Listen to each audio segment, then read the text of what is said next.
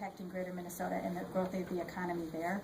And that's why we're here today to talk a little bit about the work ahead. Obviously, that includes another tax bill, a tax cut bill, the supplemental budget, and specifically today, the work that we're doing on broadband for the state of Minnesota. And so I want to say welcome back. I'm very excited about the work that we have left to do, and I'm confident that we're on the right track given the conversations that we've had with the people of Minnesota over the last week. And with that, I'll turn it over to the speaker. Thank you.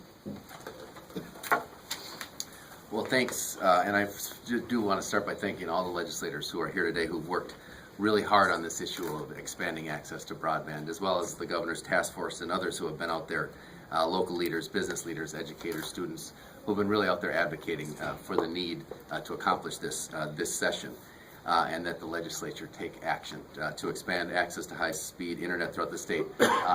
It really is the time to act. When we were out traveling the state, time and again, I heard from local officials, from business leaders, that there's really two things that they're looking for in Greater Minnesota, that as businesses are coming to them to talk about expanding, two things they're looking for. One is an educated workforce, making sure that we have good, smart people in the community to be able to do work.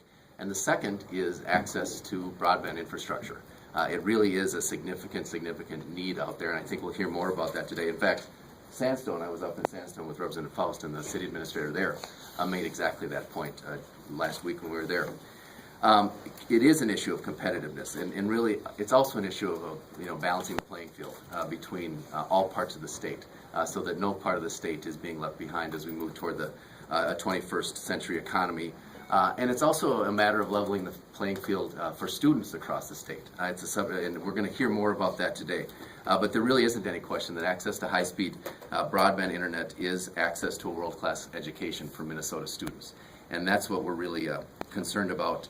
That's a big part of the concern with moving ahead with this broadband infrastructure bill. Our long-term vision for the state, I think, is going to be a state where every child, where every student has access, to being able to get their homework done on machines like this, on an iPad. I know that my own son and daughter, who are in 6th and 9th grade, my 5th grader doesn't get this yet, but they have iPads at school that are that they have access to, and they do their homework on, and they do their pre-testing on, and it does make a huge difference. And it's also the way that a lot of students learn a lot better, just because that's how kids' brains work these days. And so it really is a critical part of how we educate our kids, as well as business development across the state. And I think that the investments that the House are making, a down payment on living up to this vision of access to high-speed internet, broadband internet everywhere in the state, is exactly the right direction for us to go. And with that, I'll turn it over to Representative Faust. Thank you, Speaker Thiessen, and good morning, everybody. And I just want to re-guess what has already been said, that this is an extremely important thing for Greater Minnesota. We keep hearing about how important it is for the businesses across in Greater Minnesota and how they need this in order to compete in the global market that they have today. But it's more than just for businesses. This is also extremely important for the education of our children. And so I'm delighted today to introduce Nick Baki, who is the principal at the school where my oldest son is a teacher. And so it's fun to get together with him and to hear all the dirt on my oldest son and find out all the mischief that he's getting into. But and so he brought 4 students with him, and I found out that 3 of them are involved with theater, which my son directs there too.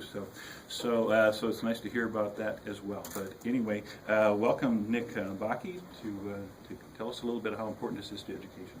You're welcome. Thank you, Representative Faust.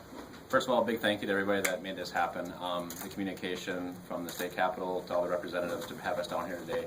It's a great achievement for our Mora students to come down and be able to share their story with you. As the assistant principal at the Mora High School, one of my initiatives is to have a tool in the hands of our students, so from the 5th through 12th grade, to be able to take home some type of device in our one-to-one initiative.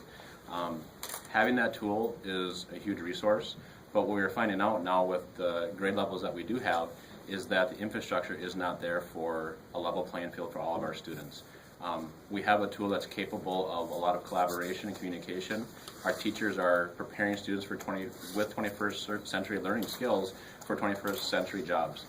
Jobs that haven't been created yet, with technologies that we're not really fully utilizing yet. And so with the state initiative and along with our local Canadian broadband initiative, educationally, it's imperative that we have an equal playing field for our students, not only to have a device in their hands to utilize and access, but to have the infrastructure behind it in order for those devices to be used to their full potential, which unlocks the full potential of our students. We have some amazing students in the Moore High School. I was able to bring a few down today, and each one of them has an individual and a personal story that they'd like to share with you. I'll let them introduce themselves, but once again, thank you very much, and here they are. Hi, I'm Ashley Forsland. I'm a senior at Moore High School, and although I don't have an iPad, with my college classes, I found out that the need for internet is still there. Within my writing classes, we use turnitin.com as a place to turn in our papers to double check that we're not copywriting them. But the teacher set a deadline that when it passes that deadline, it's due and you can't turn it in. And I personally have had issues in which my internet has gone down, and I only live 2 miles outside of town limits, and I have been unable to turn it in, and then have to use up my spare days to not get points knocked off on the assignment. And more of our classes are using the internet as a way to either for turn it in or to research or whatever, and a lot of it is done outside of class time. I teacher aide for a class, and they have learning projects that they're expected to do at least 20 hours outside of school on their own time. And that's really it. Hi, I'm Cassidy Carlisle, a senior at Moore High School, and one thing that's really important as a senior and for many other seniors that I learned with, we all use websites like the Common Application to apply to colleges, and it's really important for us to be able to do that, and they all have deadlines that they need to have the applications in by, and even scholarships. Right now we're all working on scholarships, and if we don't have the means to get online and to quickly do our work and to turn things in, we miss the deadline and we miss the opportunity to maybe even attend a college that we could get into because of just slow internet. And so it's really just important, even after our schoolwork, you know, to be working on what is going to get us through to the next portion of our life. Thank you. Hi, I'm Thomas Basos. I am also a senior at Moore High School. For all my life, I've been privileged with having high-speed internet for me, but in these past couple of years, I've lived in a low-income apartment building where most of them do not have high-speed internet, and then for them, it's really difficult for them to do research or anything like that for their schoolwork, which is now becoming more and more about facts and using the internet as a tool, as a resource, and just not having these tools really become an issue for them for turning things in and researching things like that. And I feel like if we did have that, a lot of problems would be solved, and it would just be a lot easier. Thank you. And I'm Michael Greenberg. I am also a senior at Moore High School, and personally I have a couple friends that live even up to 30 minutes out of town that don't have access to internet. And I know that it's really tough for one of them specifically to have to make a 30-minute drive all the way to, say, my house where I do have internet, or even 20 minutes to another friend's house, just to do something simple like turn in a paper or do some research, something that really shouldn't take an hour's worth of driving and the cost of gas and things like that to cover. And I know that if these friends had the access to the internet, it would be a lot easier. They'd have more time in their day. They'd have more money, even essentially, possibly, because the gas costs to just get there. And that could even help as far as if you're having to spend 2 hours on this 15-minute quick assignment that should just be easy and turn it in, but yet you have to do an hour's worth of driving to just do that. That's taken away from other things that you could be spending your time on, whether it's more homework or, as Cassidy had said, scholarships, even extracurricular activities. I know that it can be really tough when you don't get home until 6 o'clock and then you have to make an hour's trek just to complete your homework. It can be very tough. So I feel that it would be very important to reach the outlying areas as well with the high-speed internet.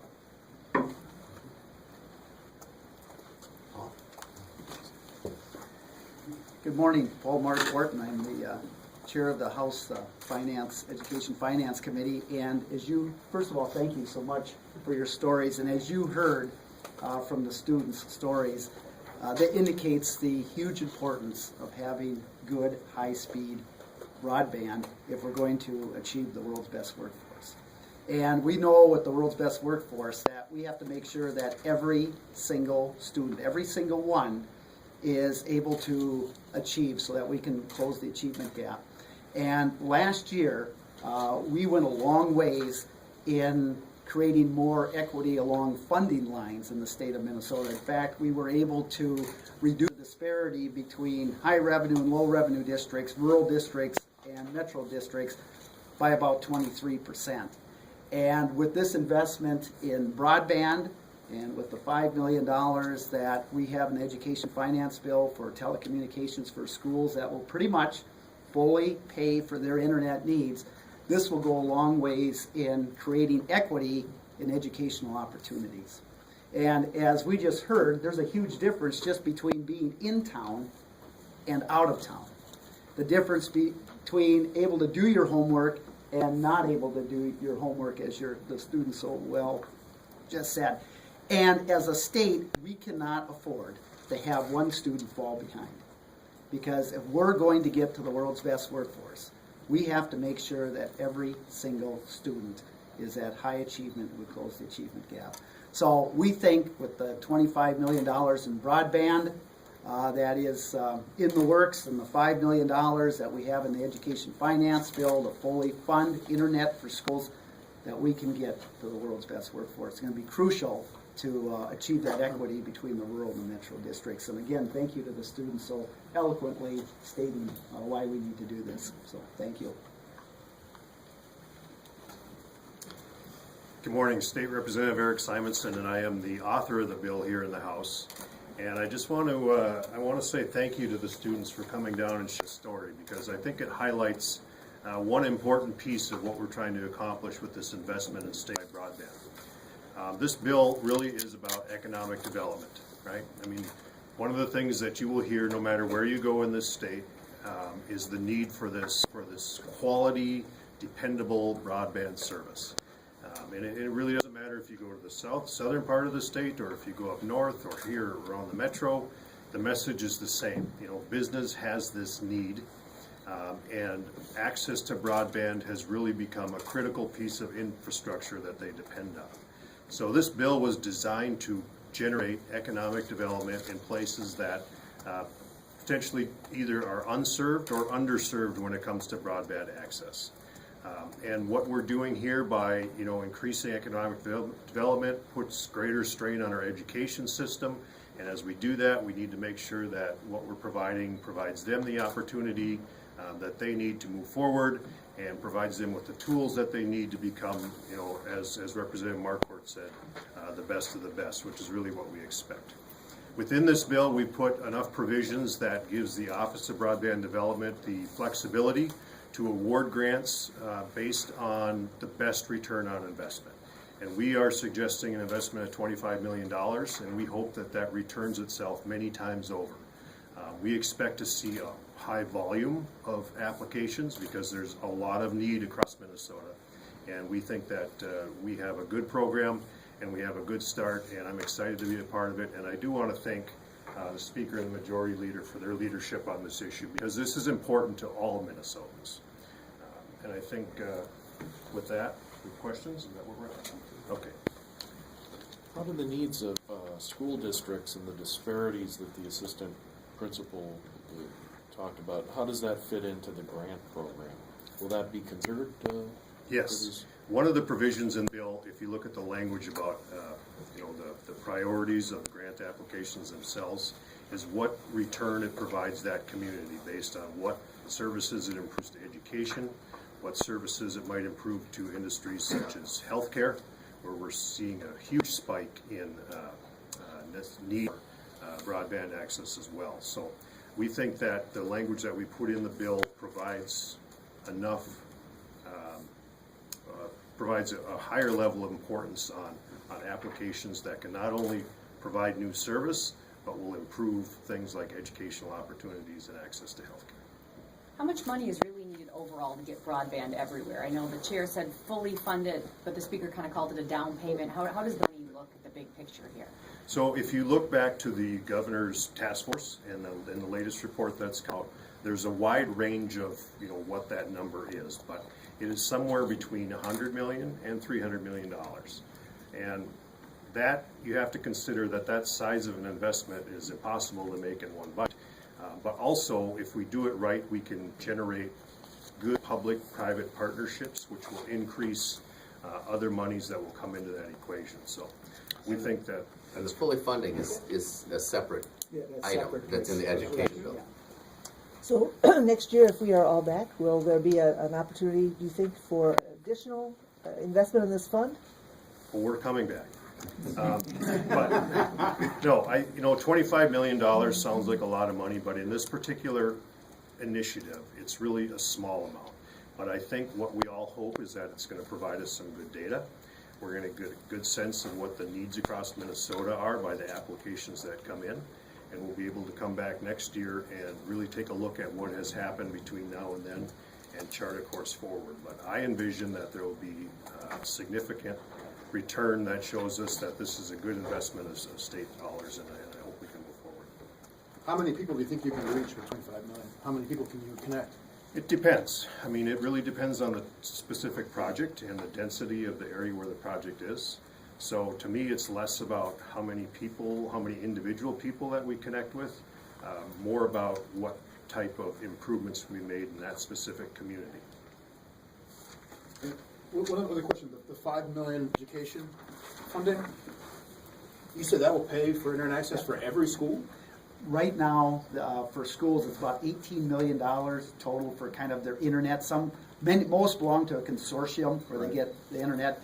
The federal government provides a little over $9 million. Mm-hmm. Right now, we're providing 3 to 4, and then the state will pick up now the rest of the unreimbursed, which is around 8.5 to 9 million. Right now, we pick up about 4 million. So when we're talking about fully funding the school's internet, we're not talking about the quality that they're getting. And the Center for Rural Policy and Development did a survey a few years ago of schools, and you look at the map and the speed of the internet, and it's a quilt work. I mean, it's all over the board, with many areas of rural Minnesota having the slowest speed. So when you talk about the infrastructure, that's a key. So as the speaker said, it's two different issues. This would fully fund their internet costs unreimbursed in the schools, but doesn't deal with the quality that they're getting. You've got 25 in the supplemental. What does the Senate have in their bill? My understanding is that the Senate, it doesn't have anything in their bill right now. So that's why there's concern. You're trying to build some public awareness about this so you can have it survive the conference. Is that it? Right, yeah. I mean, again, as we've traveled around the state, there's a clear interest in this. It's one of the first things that people talk about when we travel around the state. And the governor has also expressed his support now publicly for doing the 25 million. So I feel like we're going to make some good progress here. But we do need to keep this, on people's minds and continue to communicate the importance of it. And I think we've heard a different, we talk a lot about the business piece of it, but I think what you heard today very eloquently again is that there's an equity piece to this, not just for businesses, but for students and for education. And I think that really is an important part of the discussion. Thank you. Speaker Thiessen, real quick, when you were out traveling the state during the break, what else did you hear in addition to the internet? What did you hear people were saying about how you've done and what they want you to do yet before the session ends? People seem very happy and energized. We talked a lot about the bonding bill on the trip, and there's clearly projects all across the state that people want to help to develop their communities. There's a lot of interest